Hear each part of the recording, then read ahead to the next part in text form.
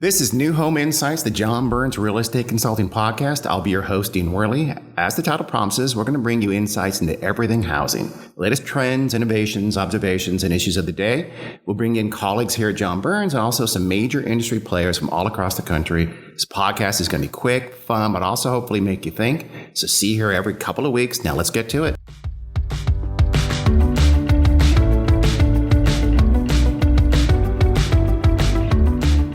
Welcome to the newest podcast, newest edition of New Home Insights with John Burns Real Estate Consulting. I'm your host, Dean Wehrli.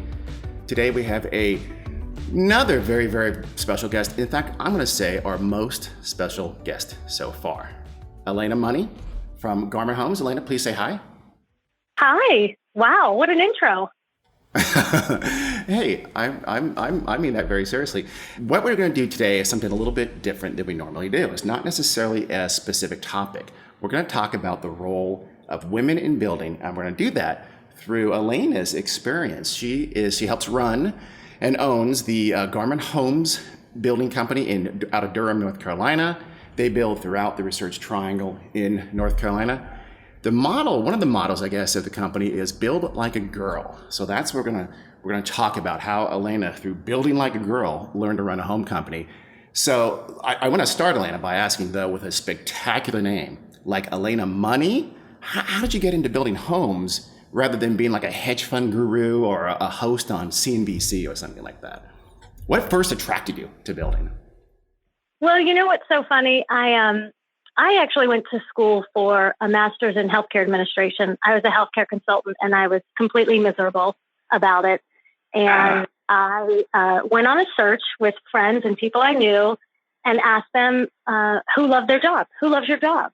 And because I was determined to find a profession that I could love, because I think that if you love something, you can be great at it. And if you only really like it, you'll probably only be very good. And I wanted to be great. So I found someone who said, I love what I do, and I sell on-site for D.R. Horton. And I had just built a home with D.R. Horton. And so I decided to try it out. And I did. And that's how I got into home building. And you started with the part of home building that a lot of women tend to start with, which is sales and or marketing. So you started out in sales at Garman. How did that get going? So I was on site for big national builders for about 4 years, 2 different home building companies. And then Jim started Garman Homes, and he had been operating for about a year. And I decided that at that point, I was either going to go into sales management for a large national builder, or I was going to be part of building this company with Jim. And I decided I wanted to be part of building this company. And I had 2 young children at the time, and I knew it was going to sacrifice the majority of my motherhood if I went that sales manager track with a large national builder. Gotcha. Okay. Yeah. So I chose to start the sales team with Jim. And then we had this wonderful conversation one day. And it was in the middle of the recession. It was 2010. We're driving through a neighborhood. We had just gotten a few lots. And I said, why aren't more of these women who were leading me as VPs of sales and marketing at these large national home building companies, why aren't they rising past the level of VP of sales and marketing? Why aren't they running the home building companies? Because this is a recession. Couldn't we just sell our way out of it? Yeah. That was my, doesn't everything boil down to sales? And why can't we just sell our way through this? That's very often the go-to when folks are struggling. It's the salespeople's fault. Yeah. Yeah, if it's our fault, couldn't it also be our solution? Yeah. So, or our contribution. So he said, I don't know for sure. I mean, certainly corporate culture plays into it. I don't want to minimize what it's like for other women in large national home building companies. I know the road is very different there. But he said, I would suspect that they don't know the core business of how to build a home. And I said to him, in that moment, in that car, I want you to teach me how to build a home, because I want to earn the right to be considered for that spot. I want to run this place. So literally building a home, constructing a home, hammers and nails and all that. Okay. Well, managing construction. I wasn't swinging the hammer. Yeah. I was managing the person that was swinging the hammer. I was going to ask you that, by the way. So did you ever get out there and swing a hammer? And yeah? So I did. My first Build Like a Girl. So Build Like a Girl was the blog, was the project to manage construction on a home. It was a completely fish out of water experience. I had sold probably 100 or so homes at that point, and I had never built one. So I picked a spec home, an inventory home, and I would drive up to that home site in my white minivan because I had really young kids. Yeah. Just walk up on site and introduce myself to the crews as like, hi, I'm Alaina Money. I work for Garman. I'm actually the sales manager, but I'm managing construction on this home. And would you guys let me do some stuff? And they, you can imagine what their faces look like. I bet. I can just imagine. But they were pretty cool about it? They were. They would. I was in sales, so I knew how to build rapport. I knew how to create trust and connection with people. And so I think they recognized that my intentions were completely true.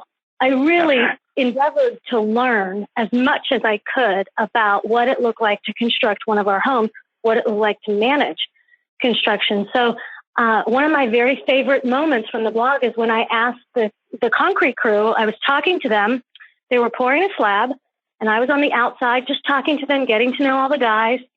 And it was intimidating. I mean, I would walk up to a crew of 12 guys. As a woman, that's a little different dynamic than I'm used to. Yeah. Well, let's be honest, especially in construction, it goes the stereotype, right? Exactly. So I walked up and they had enough context for me as a manager within the company that probably afforded me some credibility. And so the concrete crew was the first one that said, you going to get in here with us or what? And they're in the slab with the bull slope. And so I said, can I? He said, go get your boots. I ran to my minivan. Your mom van. Gotcha. Right. Exactly. I mean, there was no pretense. There was no, I didn't have a truck at that point or anything. It was just, I was a mom first and my job was second. And so I ran back and got my boots and ran back into the slab, and they said, just jump in. And awesome. They were so good to me.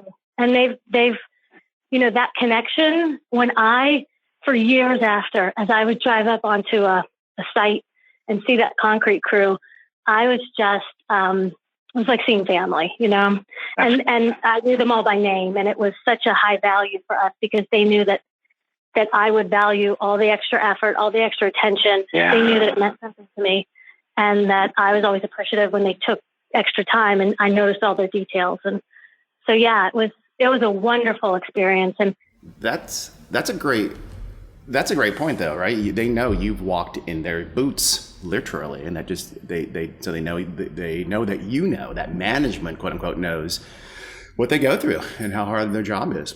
It's extremely hard. Yes. And the framers were another crew that was really good to me.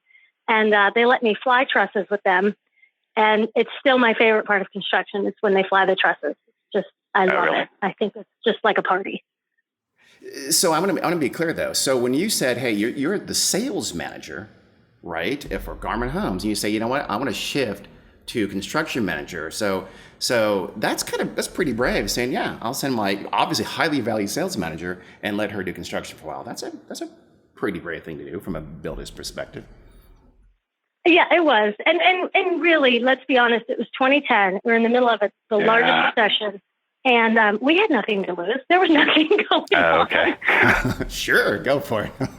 But God was so do what you want. Excited opportunity, right? Yeah, that's true. That's good. That is the best time to do something out of the box, isn't it? Exactly. And my so the blog came out of just documenting what my experience was every day of building that home. And all the lessons, it forced me to connect the dots of my experience and how that was shaping me as a leader for our company and how I could leverage the knowledge I gained being outside of my comfort zone and outside of my role, and then go back to my role and ripple that through the entire company to the benefit of all of us. Okay, and I know you said before that you found it kind of humbling that, but you eventually did find your voice in that blogging and actually getting the hands-on home building. I did. It was so humbling. I couldn't believe how much I didn't know about building homes, considering how many I had sold. And I found my voice in terms of being okay, not knowing the whole story, knowing what I didn't know, and still being okay speaking up about what I thought was important. I didn't need to know everything to have a point of view. And Build Like a Girl taught me that. I didn't need to have it all figured out, but I could show up in a way that was authentic and genuine and thoughtful. And I didn't have to have all the facts figured out. I didn't have to be an expert in construction management to know what it would take to build a beautiful home. Did you ever go into any other parts of into purchasing or dabble in other contracts, anything else before you started to rise up within Garman? No, Build Like a Girl sort of, well, I guess Build Like a Girl was the gateway drug, maybe. Yeah. Okay. Once I had the experience of building a home under my belt, then I went on to build 2 more, almost in rapid succession, in a line, in new neighborhoods, and it helped us build the voice of the company. It was a marketing driver for us. What is it? Tell me exactly. Build Like a Girl means what to you? Oh, that's a really good question. Build Like a Girl means everything to me, but it's how I built my career. It is Build Like a Girl was me owning the fact that I was a girl. I named it girl instead of woman on purpose. I did not know a lot, but that didn't mean I didn't have a tremendous amount of value to add. And Build Like a Girl was a way of being honest about what I didn't know and being open to learning and to spreading the message of what it meant to build a Garman home, what it meant to us as the management of the company, as the founders. What it meant to us to build a Garman home was so much more than construction on a house. It was about creating these spaces where people live their lives and creating them in cooperation and support of the human hands that actually put this home together. Wow, that's interesting. Did you, now being as honest as you can be, did you feel like, was there resistance along the way? Other builders, land sellers, brokers, did you feel that at all from being a woman in this male-dominated industry? Oh, sure. Yes, for sure. I can tell you a story. One time when I was actually the division president, so I had made it all the way up to division president, and I was managing construction because we had just let go of the VP of construction. And so I stepped in to manage it. And a builder of ours, he called me out in a neighborhood in Chapel Hill, and he said that the head of inspections needs to meet with the head of construction, and that's you. And I said, okay, where do we meet? Where do I go? So we meet because we needed to change a way we were building something because of an unintended consequence, and he was protecting the public, and we were up for those changes. So we go to the house that's under construction, and the construction manager introduces me. He says, this is Alaina Money. This is our division president, the head of construction. And this guy crossed his arms in front of his chest and looked at me just very sort of quizzically. If I'm giving full benefit of the doubt, it was more of I'm confused. And he said, he looked at the construction manager, he said, division president, as a question, and then looked at me and said, division president? And I said, yes, that's me. And it was uncomfortable was uncomfortable for everyone. Division president? But you're a woman. I don't understand. How could this, I can't, what? And then his head exploded? Exactly. And then he asked me what I majored in college. You don't ask a woman. Yeah. 2 things you don't ask a woman. Yeah. Right. A litmus test for what if you think you might be a sexist, if you wouldn't ask a man, then you might be a sexist. Yes, that's a good. It's like if you start your question with "I don't mean to be offensive," your question's going to be offensive. Trust me. Stop asking it. That's interesting. Yeah, he said he was just so confused, and he said, "How did you become a division president?" And I had to sort of go through the whole thing, and I said, "I just worked really hard, and now we're here. So why don't you tell me why we're here, so I can help you?" So now, if that comes up again, and hopefully it will not, but if it does, you can say, "Hey, listen to this podcast," and you can just give them a link. Exactly, I will. That's interesting. That's a great. I'm sure there were others too. I imagine something of that ilk. Okay, yeah. I mean, I'm not surprised. It is. I've seen that. I've been in many meetings where that kind of something like maybe not quite that bald, I suppose, but where that kind of awkwardness and that kind of assumption has been at play. So it's not even that long ago, to be honest. Well, there'll be times when I am willfully trying to change people's eye contact from Jim Garman, who's my partner in business and life, who's our CFO, to me. And I am the CEO, and they will talk to him before they'll talk to me. You should have Jim go get you coffee at the beginning of a meeting one time. Just do that, just routinely. Jim, could you get me some coffee? I'll be right here. 2 sugars, thank you. So you started building houses, and you became division president, and then co-owned the company with Jim today. So. I mean, so that's a heck of a success story. It sounds like, how long was that process? It was, I became an owner in 2017, and I started Build Like a Girl in 2010. So it was a 7-year process. I think within 5 years, I had become division president. By 2015, I was division president. And when I became division president, I had an option to buy in as an owner. And, so I wasn't able to exercise it for a few years, but once I was super excited about it and honored to be part of the, I always felt like an owner. It always felt like something I had helped create, and I felt a lot of ownership over it. And it's really, I'm just so grateful to be in the position where I get to be an owner. Do you think you mentioned earlier about big publics. Do you think the process you're talking about and the potentials and the opportunities are more open in privates or even than they would be in a public builder environment? From where I'm sitting, I would assume yes, but that's just my assumption. I've never been part of it, and I don't want to sell them short, but I also know that if it was easier, there probably would be more. That's I don't true. know. Yeah. I mean, I think you're right. It for itself, maybe. It also in the private sector, kind of in the private sphere, it kind of does depend on who's at the top, frankly, doesn't it? Right? If it's someone who is a misogynist at the top of a private, their word is God. Whereas in a public, a little more political, a little more, normally corporate generalities are involved. I would imagine.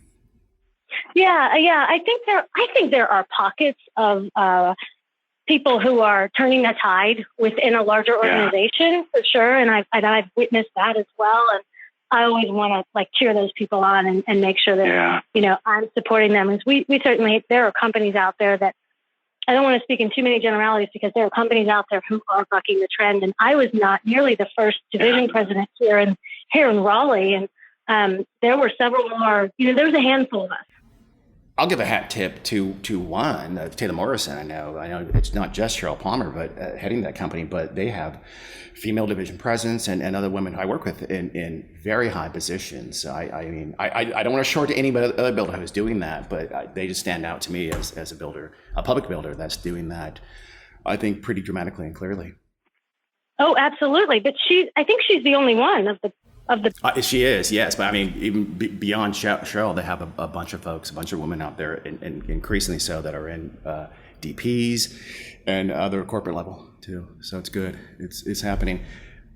So for you, though, it was all about getting outside your comfort zone, you said, and learning the entire business. Is that something that could be generalizable, do you think, to other women in the industry?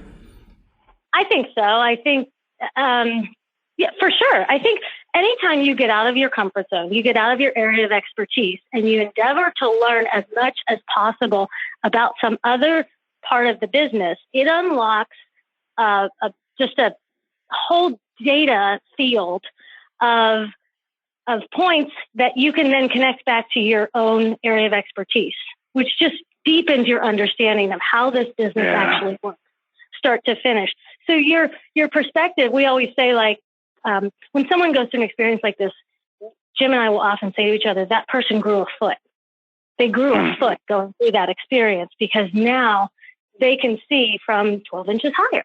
They understand more about how this business, how their role in the business impacts the people before them and the people after them, and how they are intricately connected to every other person in this process. And people make better decisions when they have more information. I'm not going to lie. When you first said they grew a foot, I thought for a second that they grew a third foot into some kind of a North Carolina Southern kind of a thing. So I'm glad you explained that to me, to someone as dumb as I am. That's interesting, though. So you grow and you get this more kind of holistic understanding of the business by getting out of your comfort zone. I think that's absolutely right, and hopefully it is generalizable, and there are other paths to doing this. Which brings me to my next question: is sort of what's next? How else do women rise in the building industry? What other hurdles might they face? Any thoughts on that? Oh, I think that women rise because when I know for me, when one of us rises, we make sure that the others are getting the same chances, that everybody else, whatever leap of faith or whoever took a chance on me inspires me to want to take a chance on others, and to give someone else who can come with the exact perfect resume that had the grit and the dedication and the pure passion for the industry and for learning. Those people make the top of my list for who I want to hire to grow this company. So we have a new division president who is a woman. She was the VP of sales and marketing at a different company, and it was important to me that as we were searching for a division president, that they had all of these qualities that were sort of, I don't want the typical division president. I want someone to come with a list of talents that I maybe didn't even anticipate, and people aren't seeing them because they don't fit the mold. Gotcha. Okay. And I mean, is it a matter then of sort of a critical mass, and then it becomes kind of self-fulfilling? Do you think that's happening? Sure. I think the more we're here, the better. The less of a, the less heads of inspection will look at us like with that quizzical look of, who are you? Yeah. Like, that must be a major title, Am I being pranked? Is there a camera? And, I'm all of 5'2", and I was raining that day. I was wearing a ball cap and, my rain boots, and, I'm sure I looked younger and less experienced than he was thinking. But, I think what you're saying is true. I think that the more of us there are, the more of us there will be. And I think that women also help each other. I'm part of a women's housing leadership group started by a few women, including Corey Boydston, who's the chief financial officer for Ashton Woods. And she, it's 3 women who put together a group of women in the industry so that when, the search for women in diversity on panels and on speaking engagements and on lectures is high. People want to see people who look like them. And, I'm so grateful to every woman who has broken the barriers before me. And there were so many. There's no way that I would have been able to dream as big as I did if there weren't a few pioneers who went first. And I knew it was possible. It wasn't like I had come up with it. I knew it was possible. I just knew I was going to have to, I couldn't follow the standard path. I was just going to have to make my own. And you did. which is, I think, a fitting end. I mean, this is a great story. So you decided you wanted to be at the top of a builder, not just sort of get shunted into just a sales role and not a top decision making process. And you like you said, got out of your comfort zone and learned the business from top to bottom, especially construction, which is of a male dominated business, probably the most male dominated part of the business. And then my God, I'm still amazed by the timing. In 5 years, you were division president. That's tremendous. Thank you so much. I picked the right company to forge my path. I picked the right partner to forge my path. It certainly would have taken me years longer in a larger organization, but I'm very proud of what I've been able to do. And I'm really proud of the opportunities I'm able to now afford to more like me. Well, thank you. I appreciate you being here. We've just listened to Alaina Money from Garman Homes tell us her story. Alaina, please say goodbye to the folks. Goodbye. Thank you so much for listening. Thanks for asking me. This is such an honor. Thank you. Absolutely. It was well worth it. It was a blast. Hopefully you'll listen to us next time when we'll bring you something almost as interesting as Alaina's story. Until then.